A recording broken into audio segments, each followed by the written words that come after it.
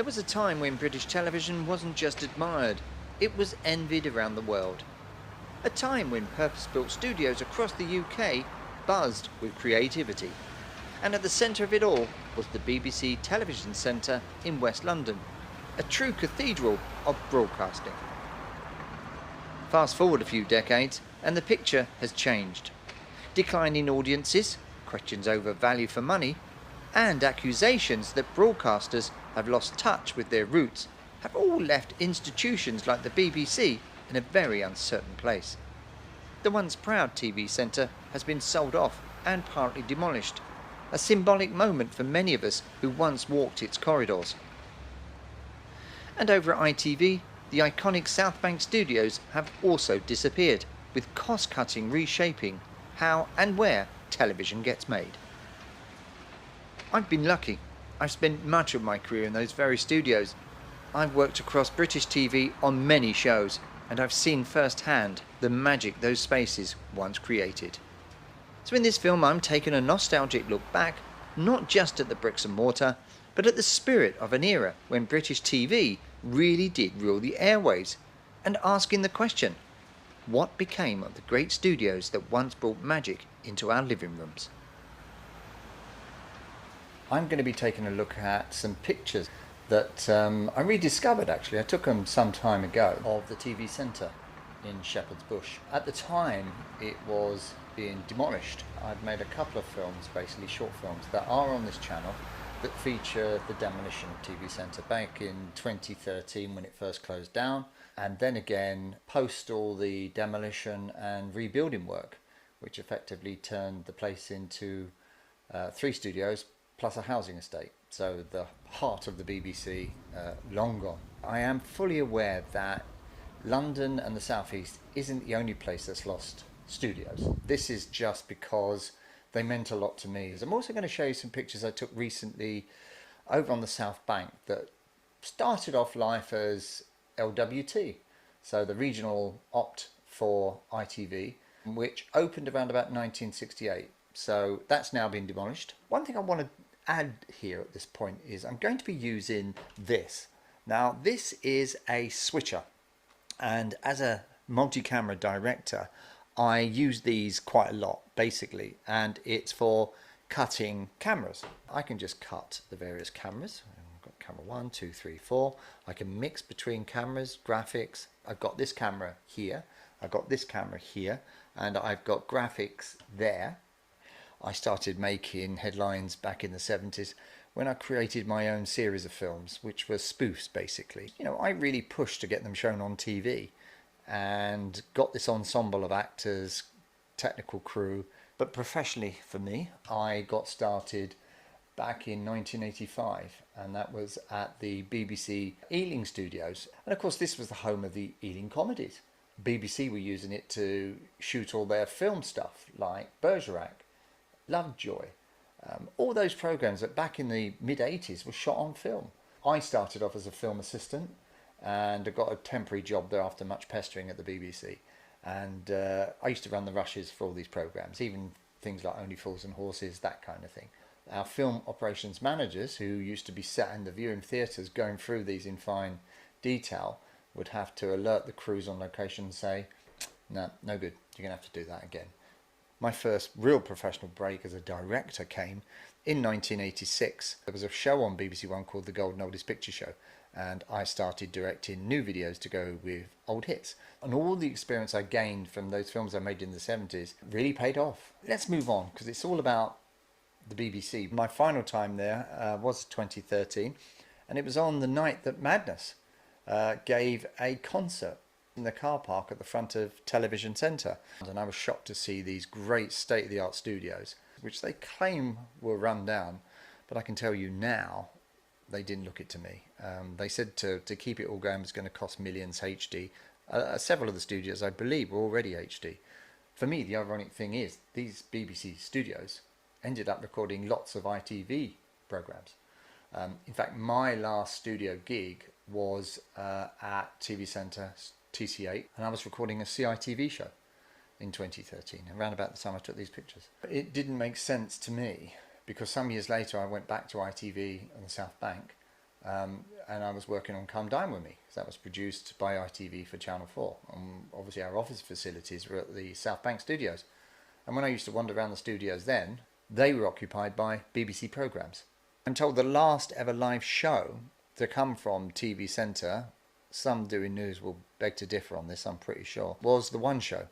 And they had Madness doing a set from here that was broadcast into that programme. They also then went on to do a show afterwards, which was also recorded.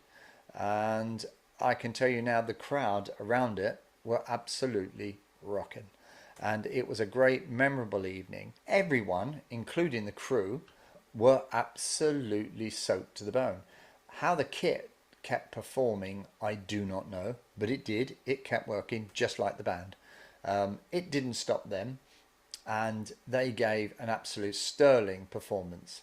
Suggs and the rest of Madness just really, really caught everyone's attention, and I think summed up the mood for a very reflective end to BBC Television Centre, which they knew very well from all the various Top of the Pops performances that they were on, and they held TV Centre in high regard, just as millions of other people did around the country. I know I did, for a start.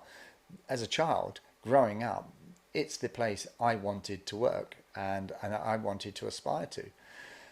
Anyway, this was the last show. Afterwards, I think everyone was relieved to get out of the rain and get down into the basement. There we had some pretty soaked musicians, pretty much glad it was all over at the very least.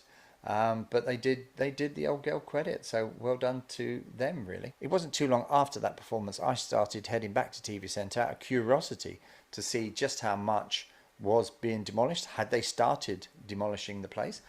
I was shocked to see this, which was this tarpaulin, which they were using, I think, to protect all the glass around the front of TV Centre offices there. So yes, dear old auntie started to look very sad. The glamour and glitz of the TV Centre and what she brought to the world had come to an end. And it was really, really hard to hear the bulldozer and the noise of demolition, and not to mention the dust taking its toll on dear old auntie. And bit by bit, they started ripping her down. And this is what was the spur blocks. Now, I've got a confession to make in that I remember this going up when I was there in the mid to late 80s. It was actually a brand new. It was being built. It was just girders. So here we are now, and it's gone and already been replaced by something else. And a lot of people have said to me, but TV Centre looks the same. They're not demolishing here. There isn't much demolition taking place.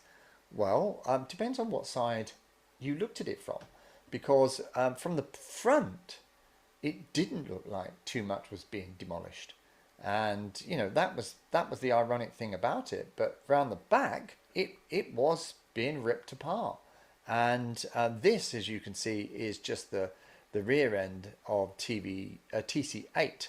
In fact, where the chap is on the left standing would have been the inner ring road. This is what would have been the viewing gallery, or where that red pillar is on the left hand side. That was the observation gallery for TC8. So below would have been the beautiful studio space, the last studio I directed in, where I saw 40 Towers recorded back in 1979. And going back even further than that, I went there with my dad in the early 70s to see record breakers being recorded. I had a choice of what studio to record my last shows in, and that was Cool Stuff Collective, and it had to be TC8. And there you can see now the back of the studios literally being gutted and demolished, and eventually it's gone. There is a closer look at what would have been the observation gallery. So people would have come into that and looked down onto the studio floor just to do just that, what it says on the tin, observation gallery. And in there would have been the gallery space, I'm told. In there was where I'd sat and directed so many episodes of Watchdog, Watchdog Health Check, and Weekend Watchdog. And of course, my last ever TV show from TV Centre. Now this is TC7, and you can just see they've dug through the studio floor. You can just see a little bit left bottom right of frame, but that's what's left of TC7 with the galleries behind that. I used to work as part of the foam team on Saturday Superstore. I must have worked on over 45 episodes of that. So initially starting off doing the phones, then I ended up as a runner, and my job was to look after the guests coming in. Christopher Reeve we got here. We got Shirley from Pepsi and Shirley. Mike Reed, obviously to the right, was the host. Keith Chegwin, absolutely lovely guy. Had many laughs with Keith. And of course we had all kinds of guests in, and I can honestly say I never thought I'd get to just get these guys cups of tea, look after them, keep them happy. Here's Paul McCartney taking calls from the viewers, really fond memories. So some more pictures of TV Centre. Here's the back, what would have been the office block, levels above what would have been TC7 and TC8. Looking down that way, you can actually see East Tower in the background, which is now long gone. Where you can see the battening on that brownie sort of building bottom right, that's the side of Studio 3, TC3. And now what replaces those studios is this, luxury accommodation. Lots of investors have come along and basically bought these properties, and they now rent them out. And where you can see that umbrella, bottom right, and the trees, obviously all that green area, there, for example, would have been studios. So right there in front of you would have been Studio 4. Roughly where those two trees are in the middle, I think would have been 5. Then to the right of that would have been Studio 6. And round the corner 7. And of course then 8. Now one of the questions I have been asked quite a bit, in fact a lot of the feedback I've had from the posts I did on the last 2 TV Centre visits, was whatever happened to the Blue Peter Garden? Did you ever see that, and what was left of it? Is it still there? Well, the answer to that is no, it's not. It's gone. Now this is what's left of the canteen area. Up there where those chaps are would have been the top level, and there were 3 levels to the restaurant block, as it was known, and this is all that's left of them. And that overlooked the Blue Peter Garden. Now you can see those blue pillars, you can see the machines, and where this machine is on the left hand side, you can just see some greenery there. That was the Blue Peter Garden. That's it. Well, that's all that's left of the Blue Peter Garden. It was just ripped to pieces. It's a site and it needs to go, and that's exactly what they did. And over in the background there you can see TC8, what's left of it.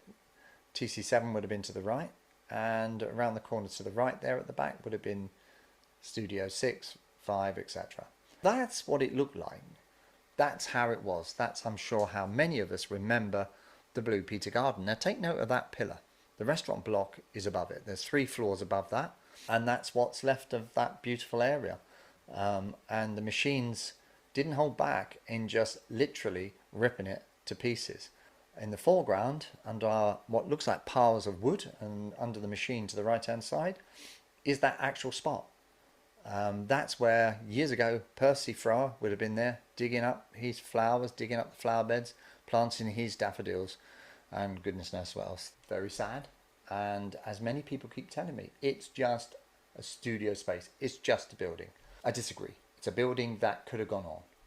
But in view of the fact, as a director, I constantly get asked about studio space. Where's the best places? Where's the best facilities? And a lot of them are going. A lot of them are no longer around. So, and why? Because they're demolishing them and, of course, putting flats on them or homes. Yes, the industry is changing. The move to digital, budget cuts, and shift to viewing habits mean the future will look different. But will it ever feel the same? One of the things that happened to TV Centre, I remember on a visit, was just how bad it was and how people had been stealing things and stealing lots of signs. You know, it was quite heartbreaking. I'm talking about studio signs, door signs, outside the lift signs. A lot of them had gone. And I have to make a confession, there was just one thing I really, really wanted. Now, the trouble with it was, how could I get this in my pocket? Now, wouldn't that have been nice as a backdrop here? Another iconic studio that's gone. And this is the former LWT building on the South Bank. And to see it being ripped to shreds, don't live in the past. You know, you have to look forward. Of course you do, because if we didn't, we'd all be living in mud huts, wouldn't we? But only if it's justified. I want to stress that. If it's justified, yes. But when things don't need to be done, then I'm against that. And for political reasons, because I still say the demise of a lot of this property was political, was to move jobs out of the south of England, which they've done, especially into Media City up north, and which is great for them, great for people around the country. But you know what? We had regional television at one point, and regional television provided some absolutely fantastic programming that got taken network. I was told many times I can't have a job directing something in Manchester because I live in the south.